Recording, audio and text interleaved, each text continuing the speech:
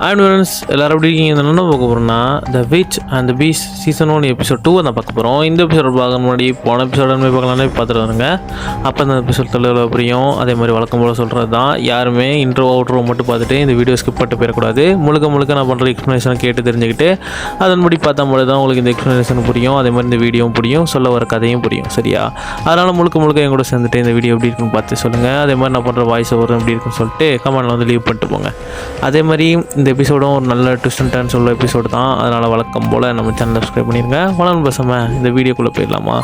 நீங்கள் பார்த்து கொண்டு இருப்பது கோஜன்மி தமிழ். நான் உங்கள் கைஸ். ஃபர்ஸ்ட் என்ன காட்டுறாங்கன்னா, ஒரு இருட்டான நேரத்தில் ஒரு பொண்ணு மட்டும் தனியாக அந்த ஸ்ட்ரீட்டில் நடந்து போயிட்டு இருக்கும்போது அவங்க யாரும் இவங்களை ஃபாலோ பண்ணிகிட்டு இருக்காங்கன்னு சொல்லிட்டு இவங்க பின்னாடி திரும்பி பார்த்துட்டு இருப்பாங்க.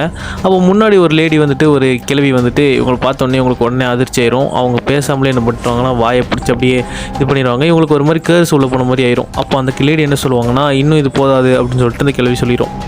நம்ம நெக்ஸ்ட் சீன்லேயே நம்ம ஆஷையும் நம்ம பெஸ்ட்டையும் தான் காட்டுவாங்க.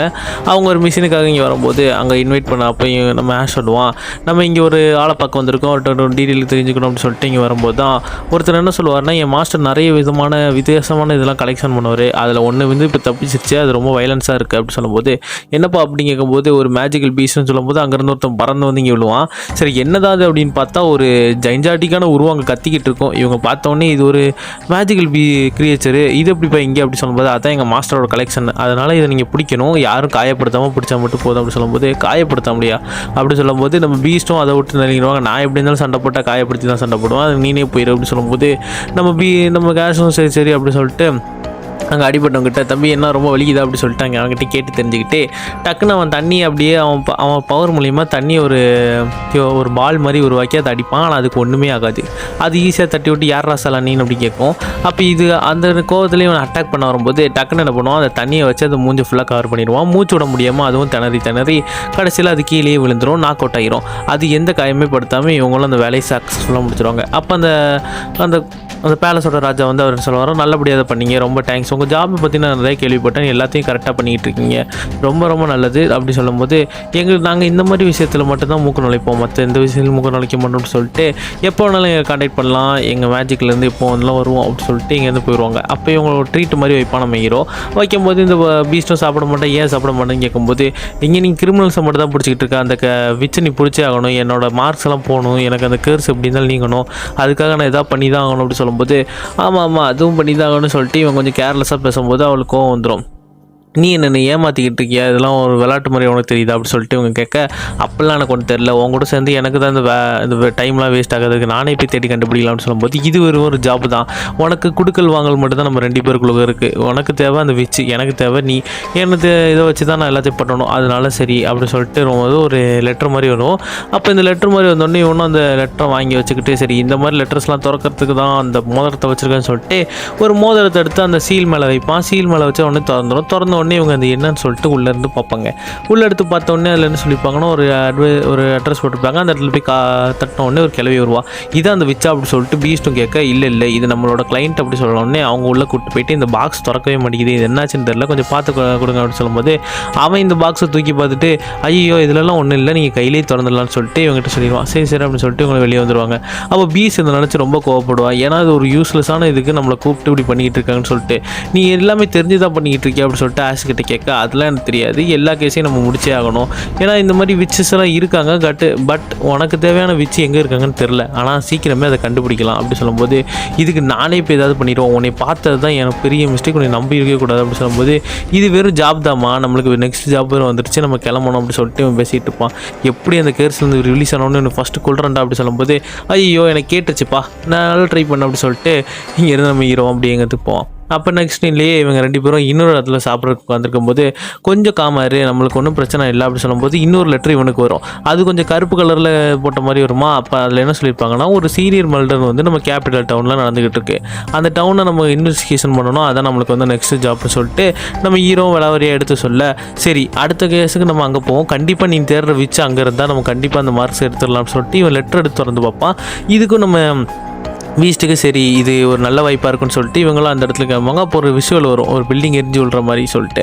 அப்போ அதில் ரத்தக்கரைப்பட்ட ஒரு சட்டையை அந்த விஷுவல் வந்தோடனே இங்கே ஒருத்தங்க எழுந்திருப்பாங்க. அப்போது அங்கே இருக்கிற அந்த அசிஸ்டன்ட் வந்து எப்படி ஓகேவா அப்படி கேட்கும்போது இல்லை ஓகே தான் சொல்லிட்டு இவங்களாம் அந்த சம்பவம் நடந்த இடத்துக்கு போவாங்க. இங்கே என்ன நடந்துச்சுன்னு கேட்கும்போது ஆமாம் இங்கே ஒரு அந்த மர்டர் வந்து ஒரு கொடூரமான கொலையை பண்ணியிருக்கான், அவன் ரொம்ப லேசியாக அது பண்ணியிருக்கான் அப்படின்னு சொல்லும்போது அப்போது இது ரொம்ப சிமிலராக தெரியுது, விச்சஸாக அது பண்ணியிருப்பாங்க அப்படின்னு நினைக்கும் போது ஆமாம் அப்படின்னு சொல்லிட்டு இருப்பாங்க. அதே மாதிரி இப்போ நம்ம கண்ட்ரோலை இழந்துக்கிட்டே இருந்தோம்னா கொஞ்ச நாள் எல்லாருமே இங்கே வில்லன்ஸாக மாற ஆரம்பிச்சிருவாங்க. அதனால் சீக்கிரமாகவே இந்த விச்சஸை கண்டுபிடிக்கணும். அதே மாதிரி இந்த கொலையாளியும் கண்டுபிடிச்சி பெஸ்ட்டான தண்டனையை கொடுத்தே ஆகணும் அப்படின்னு சொல்லிட்டு இங்கே இந்த பொண்ணு சொல்லிக்கிட்டு இருக்கா. அப்போ இவங்களும் வெளியே வந்துட்டு நம்மளோட போலீஸ் ஃபோர்ஸாலலாம் ஒன்றுமே பண்ண முடியாது, அவங்க வெறும் ஒரு ஸ்லோவாக தான் எல்லாத்தையும் பண்ணிகிட்டு இருப்பாங்க, நம்மளுக்கு தேவை கொஞ்சம் பெரிய ஆட்கள், அதே மாதிரி இந்த கேஸில் ஒரு பெரிய க்ளூ கிடைக்கணும் அப்படின்னு சொல்லிட்டு இவங்களும் இங்கேருந்து நான் வரட்டாமன்னு சொல்லிட்டு இங்கேருந்து கிளம்ப ஆரம்பிச்சிருவாங்க அந்த அசிஸ்டன்ட்டுக்கு பாய் சொல்லிட்டு. அப்போ இவங்களும் கிளம்பும்போது நம்ம ஹீரோவும் பீஸ்ட்டும் அந்த இடத்துல இவங்களுக்கு கேட்குற மாதிரியே ஒரு நியூஸ் சொல்ல ஆரம்பிப்பான். இதோட சேர்த்து நிறைய பேர் இங்கே கொலை பண்ணியிருக்கலாமே அந்த மர்டரு அப்படி சொல்லிட்டு, அதே மாதிரி போலீஸோடு சேர்த்து 36 பேர் கொலை பண்ணியிருக்கானோ அப்படி சொல்லும்போது நம்ம அவங்கள பார்த்துட்டு என்னப்பா நீ நோட்டை வர்றீங்களா என்ன ஸ்கெட்சா அப்படி சொல்லிட்டு கேட்டுட்டு இருப்போம். நீங்கள் 2 பேர் யாருன்னு கேட்கும்போது நாங்கள் 2 பேரும் இங்கே இன்வெஸ்டிகேஷன் பண்ண வந்தோம், அதே மாதிரி உங்களுக்கு ஹெல்ப் பண்ணுறதுக்காக தான் இங்கே வந்தோம் அப்படி சொல்லிட்டு நம்ம ஹீரோவாக அவனுக்கு இன்டர்வியூ கொடுக்க அதுக்கு அவங்களும் சொல்லிட்டாருவாங்க என்ன ஹெல்ப்பா எப்படி பண்ணுவீங்க அப்படின்னு கேட்கும்போது அதுக்கெல்லாம் எங்களுக்கு வளர்க்க தேவையில்ல, நம்ம வந்து நாங்கள் ஒரு மெஜிஷியன் அசோசியேஷன்லேருந்து வந்திருக்கோம், அதனால் இந்த மாதிரி விஷயத்துங்களை நாங்கள் எக்ஸ்பிளைன் பண்ணி அதை இன்வெஸ்டிகேஷன் பண்ணி அதில் கொலையாளியார் அதெல்லாம் சொல்லிட்டு நாங்கள் கண்டுபிடிப்போம் அப்படி சொன்னோடனே சரி ஒரு ஹோட்டலில் போய் பேசலாம்னு சொல்லிட்டு இவங்களும் அவங்க பிஸ்னஸ் கார்டெலாம் அந்த ஹோட்டல் கார்டெலாம் போலீஸ் கார்டெலாம் காட்டி உள்ள ஒரு தனியான ரூமுக்கு போயிட்டு இவங்க சொல்லுவாங்க உங்களுக்கு எப்படி நான் நம்புறது அப்படி சொல்லிட்டு அந்த பொண்ணு கேட்க நான் இப்போ அழகான லேடிஸ் கிட்டலாம் போய் சொல்லவே மாட்டேன் அப்படி சொல்லிட்டு நம்ம ஹீரோவும் சொல்லுவான். அதே மாதிரி எங்களுக்கு ஃபுல் மீல்ஸ் வரட்டும், நாங்கள் சாப்பிட்டுட்டு அதெல்லாம் நாங்கள் அப்புறம் எல்லாமே சொன்னோடனே சரி ஃபஸ்ட்டு சொல்லுங்கள் நீங்கள் யார் தான் அப்படி சொல்லிட்டு கேட்கும்போது அதுக்கு நம்ம ஹீரோவும் என்ன சொல்லுவான்னா இந்த மாதிரி நேரத்தில் இந்த கேஸ் உங்கள் கையில் தான் இருக்குது, அதனால் இந்த நேரத்தில் நீங்கள் போலீஸ்லாம் நம்புறது வேஸ்ட்டு, கண்டிப்பாக இந்த மாதிரி போலீஸ் அதெல்லாம் விச்சஸ் கூட கண்டிப்பாக ஈடுகட்ட முடியாது. அதே மாதிரி இப்போ உங்கள் வேர்ல்டு பீஸ் கீப்பர்ஸ் வந்து என்ன சொல்லியிருக்காங்கன்னா இது வந்து வேறு மாதிரி மாற்றலாம்னு சொல்லியிருக்காங்க, வேறு போலீஸ்கிட்ட மாற்றலாம்னு சொல்லியிருக்காங்க, அதனால் இப்போ நீங்கள் சார்ஜ் எடுத்தால் தான் ஒன்று இந்த கேஸை முடிக்கிறதுக்கு. அதே மாதிரி இந்த விச்சஸ் ரொம்ப சீரியஸாக கில்லர் பண்ணிக்கிட்டு இருக்காங்க, அது எதுக்காகன்னு எனக்கு தெரியல, ஆனால் சில இது மறைஞ்சே இருக்கலாம், அதை நம்ம கண்டுபிடிச்சே ஆகணும் அப்படி சொல்லும்போது அதே மாதிரி என்னோடய ஃப்ரெண்டுக்கும் இந்த மாதிரி கேர்ஸ் மார்க் இருக்குது, அதனால தான் நான் இவங்களுக்கு அந்த விச்சஸை தேடிக்கிட்டு இருக்கேன், யார் அந்த விச்சர் இருக்காங்களோ அவங்ககிட்ட நான் வந்து அந்த கேஸ் மார்க்கத்தை எப்படியா மாற்றிருக்கேன்னு சொல்லும்போது நம்ம பீஸ்டன் சொல்லுவானா அவனுக்கு ஒன்றே ஆகணும் அது ஒரு ரிவெஞ்ச் அப்படி சொல்லும்போது ரிவெஞ்சா அப்படி சொல்லிட்டு ஒரு தாட்டில் போயிட்டே அப்படி திரும்ப இங்கே வந்துடுவாங்க. வந்த உடனே நம்ம சொல்லுவோம் நாங்கள் இன்னுமே இந்த ரீசனை சொல்லி நீங்கள் என்னை லாயர் நினச்சிங்கன்னா அதுக்கு நான் ஒன்றும் பண்ண முடியாது அப்படி சொல்லும்போது சரி நான் ஒத்துக்கிறேன், நம்ம பார்ட்னர்ஷிப் வந்து நாளையிலேருந்து ஆரம்பிக்குது, அதே மாதிரி 9 AM வந்து என்னை பாருங்கள் அப்படி சொல்லிட்டு அந்த விளையாடி அங்கேருந்து கிளம்பிடுவாங்க. கிளம்புனோடனே நம்ம இதை சொல்ல ஈஸியாக நம்ம கண்டுபிடிச்சிடலாம் அப்படி சொல்லிட்டு நம்ம பீஸ்ட்டுக்கிட்டே சொல்ல ஒரு வீடை காட்டுவாங்க, அது வீட்டுக்குள்ளே ஒரு சத்தம் கேட்டுக்கிட்டே இருக்கும், அந்த இடத்துல அந்த காக்காவை நிற்கும், பார்த்தா இங்கே ஒரு பொண்ணை கொடூரமாக ரத்தம் வர இங்கே கொலை பண்ணி போட்டு போயிடுவாங்க. அது யாருன்னு பார்த்தா அந்த சூனியக்காரி தான். அந்த சூனியக்காரி முகத்தோட காட்டி இந்த இடத்துல இந்த எபிசோட முடிச்சிருவாங்க. மீண்டும் நாளைக்கு ஒரு நல்ல எபிசோட் வந்துக்கிறேன், அது வரைக்கும் முடிஞ்ச அளவுக்கு நம்ம சேனலை சப்ஸ்கிரைப் ஸ்டார்ட் பண்ணிக்கிறேங்க. அதே மாதிரி இந்த வாய்ஸை நான் கொஞ்சம் டீப்பாக மாற்றுறதுக்கு ட்ரை பண்ணேன் இந்த வீடியோவில், பட் அது எப்படி போச்சுன்னு எனக்கும் தெரியல, நான் இப்போ அவுட்புட்டை பார்த்தா மட்டும்தான் தெரியும் இந்த வீடியோ எபிசோடு எப்படி இருக்குன்னு. அதே மாதிரி நீங்கள் எப்படி இருக்குன்னு சொல்லிட்டு கமெண்ட்ல சொல்லுங்கள். ஆனால் நான் வியூஸ் போகணும்னு நினச்சேன், பட் வியூஸ் போகலை, ஒரு 33 தான் இருக்குது, ஆனால் 5 லைக்ஸ் வந்திருக்கு, பட் சப்ஸ்கிரைபர் கவுண்ட் ஏறி இருக்குது, அது வரைக்கும் சந்தோஷம். நீங்கள் ஒரு கமெண்ட் போட்டு தான் இன்னும் சந்தோஷமாக இருப்பேன்.